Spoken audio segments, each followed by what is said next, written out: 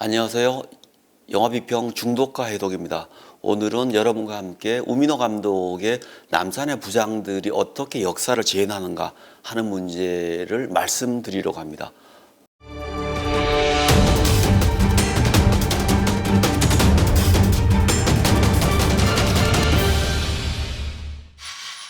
제가 이 영화를 나름대로 기대했는데 그 기대한 가장 큰 이유는 우민호 감독에 대한 어떤 기대감이었습니다. 아시겠지만 우민호 감독은 전작이 내부자들입니다. 내부자들은 탄탄한 원작도 있지만 그 원작을 굉장히 영화적으로 매력적이게 연출했습니다. 그러니까 같이 결합해서 만들기 어려운 한국의 본질적인 문제인 정치, 언론, 재벌, 검경의 문제를 매우 능수능란하게 스토리를 끌고 가면서 관객들이 집중할 수 있도록 만들었습니다. 제가 볼 때는 스토리의 어떤 흥미적인 요소와 연출의 리듬, 연기의 빼어남, 이 모든 것들을 조율하는 감독의 능력, 이런 것들이 매우 잘 조화를 이룬 영화가 내부자들이 아닌가 싶습니다. 그래서 이 영화가 디렉터스 컷까지 합쳐서 거의 1,000만 관객을 동원한 것은 그런 이유 때문이 아닌가 싶습니다. 그리고 더 나가면 우리 사회를 넓은 시선에서, 그러니까 좁게는 각각 분야를, 언론이나 정치나 재벌 문제를 각각 보지만은 결국 이 것들이 어떻게 얽혀서 그들이 사회를 지배하고 있으며 그런 사회가 얼마나 문제가 많은가 하는 문제를 종합적인 시선에서 잘 포착했기 때문에 저는 우민호 감독이라면은 12.6 사태에 대해서 매우 잘 영화로 녹여낼 수 있지 않을까 하는 기대감이 있었습니다. 자, 남산의 부장들을 이야기하려면 가장 먼저 그때 그 사람들이란 영화를 필연적으로 이야기하지 않을 수 없습니다. 왜 그러신지는 여러분들이 너무나 잘 알고 계십니다. 그때 그 사람들 역시 같은 사건, 그러니까 김재규에 의한 박정희 살해 사건을 다루고 있습니다. 굉장히 시니컬하면서 자기 말을 노골적으로 해버리는 그런 경향을 가지고 있는 임상수 감독이기 때문에 많은 분들이 그때 그 사람들의 기대를 했었습니다. 그런데 임상수 감독은 아주 이상하게도, 또는 어떻게 보면 아주 당연하게도 그때 그 사람들에서 극단적인 역사 허무주의를 극단적인 끝까지 밀고 가버려서 결국 영화 끝나고 났을 때 그래서 어떻게 하란 말인가, 도무지 저 이야기를 하려고 12.6을 영화화했단 말인가 하는 문제가 생길 만큼 마지막에 가서는 길을 잃어버리고 말았습니다. 그런 것들은 역사를 배경으로 했던 임상수의 또 다른 영화인 오래된 정원도 마찬가지였습니다. 현재에서 과거에 그가 겪었던 386 또는 586 세대들의 모습들을 완전히 희화시켜버려서 풍자시켜버렸죠. 그래서 아무 의미 없는 것으로 만들어버렸기 때문에, 그리고 그 영화 자체의 진정성도 사라져버리고 현재의 의미도 없어져버리는 결과를 가지고 왔는데요. 그러다 보니까 임상수는 자기식으로 12.6을 해석했지만은 영화적으로 형상화해서 연출하는 부분에서 분명히 실패했다고 할 수밖에 없는 평가를 받았고, 저 역시 그렇게 평가를 했습니다. 이런 어떤 사건을 다시 우민호 감독이 했기 때문에 기대를 했는데요.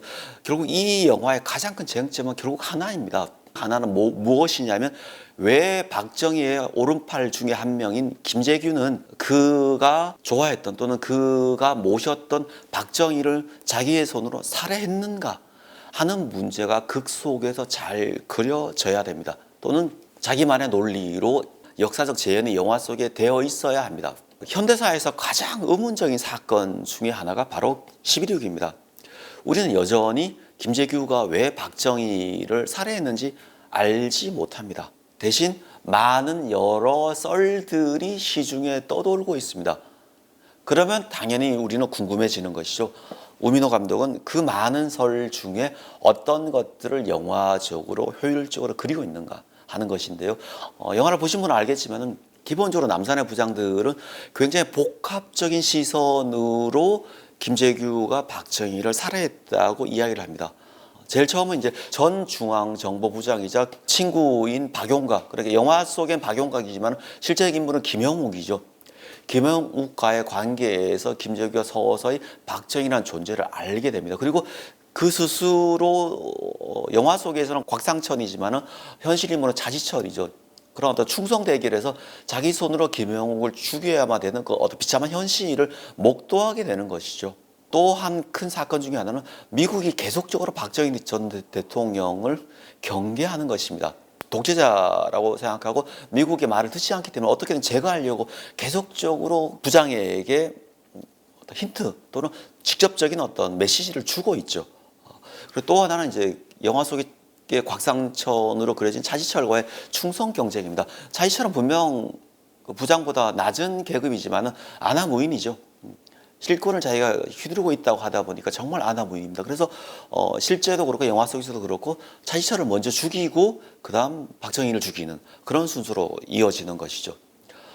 또 하나는 이제 박정희의 어떤 사람을 쓰는 어떤 방식이라고 그럴까요? 측근들이 이야기했지만은 엄청난 돈들을 관리를 할 때 제3의 라인을 통해서 관리했다는 거, 그런 돈들이 스위스 계좌에 있다는 거, 거기다 어떤 배신감 같은 걸 느끼는 것이죠. 또 하나는 자기는 엄청 축적하면서 부하들이 축적하는 것들을 못하도록 만드는 그런 방식이 있었고, 또 핵심적으로는 충성 경쟁을 시켜놓고 결국은 쓰고 나면 버려버리는 것이죠. 이 영화에서 가장 유명한 대사가 아마 그거 같습니다. 임자가 하고 싶은 대로 해. 임자 뒤에는 내가 있잖아. 뭐 이런 마인드인데요.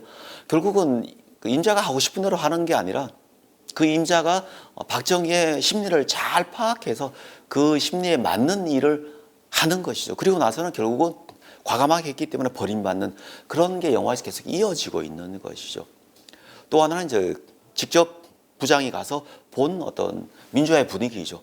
도저히 저런 분위기를 탱크로 밀어붙이면 어마어마한 반란이 일어날 것이고 미국이 그걸 용납하지 않을 것이라는 어떤 확신 같은 게 있었죠. 그래서 이런 복잡한 것들이 얽혀서 결국은 부장이 어떤 대통령을 살해하는 그런 일이 발생했다고 보여줍니다. 그래서 이 영화의 장점이라는 이 모든 상황들을 하나의 스토리로 쫙 묶어서 그 결론으로 치닫게 하는 감독의 연출력입니다. 그 연출력 때문에 이 영화가 그나마 힘을 가지고 있죠. 그리고 그걸 보여주는 배우들의 연기.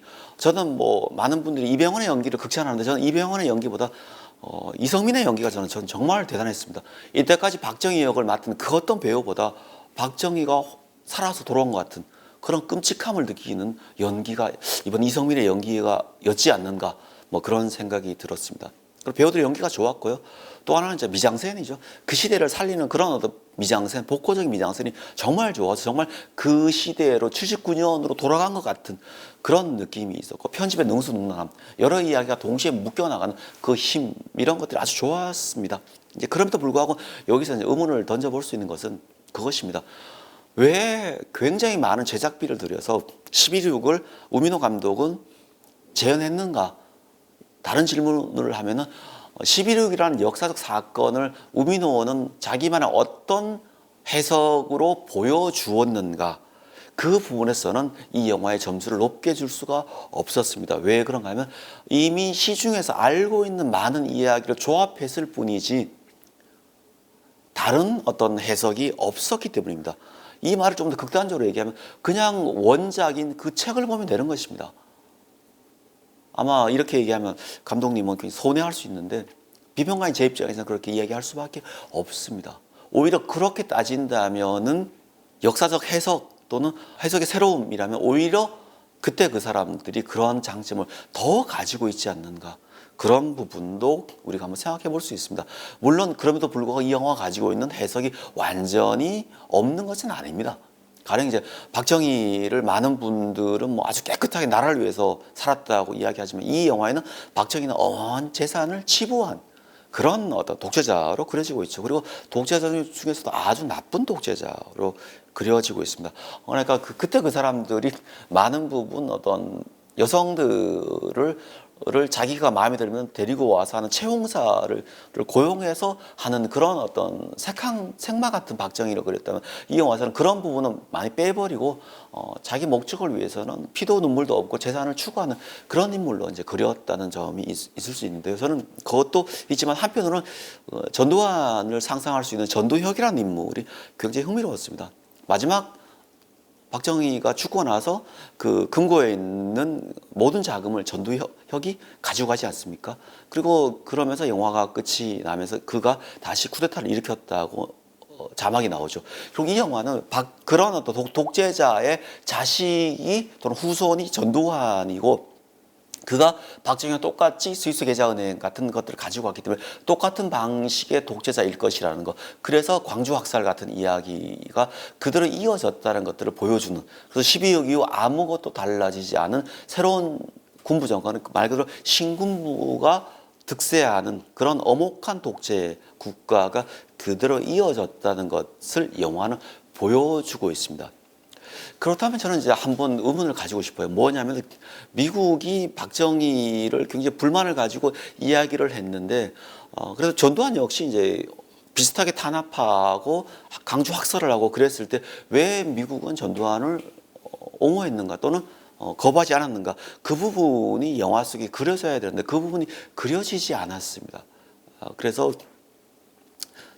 전두혁을 그린 설정 역시 좀 아쉬움이 남는 설정이 아닌가 또는 누구나 다 알고 있는 역사를 그냥 영화적으로 구성해서 보여준 정도에 그치지 않는가 그런 생각이 듭니다. 남자나 부장들을 보면서 역시 저는 이제 그런 생각을 다시 했습니다.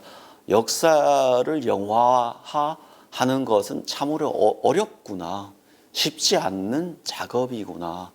그래서 특히 제작비를 많이 들여서 어떤 특정 사건을 영화화할 때는 굉장히 필요한 이야기를 지금에 맞게 해야 하는 것. 거기에는 새로운 관점의 해석이 당연히 들어가야 된다는 생각이 다시 한번 들었습니다. 여러분도 어떠셨는지 모르겠습니다. 보신 분은 다시 한번 생각해 보실 포인트가 되지 않을까 싶고 못 보신 분들이라면은 이런 것들을 염두에 두시고 보면은 무언가 새로운 것들을 얻을 수 있지 않을까 생각됩니다. 감사합니다.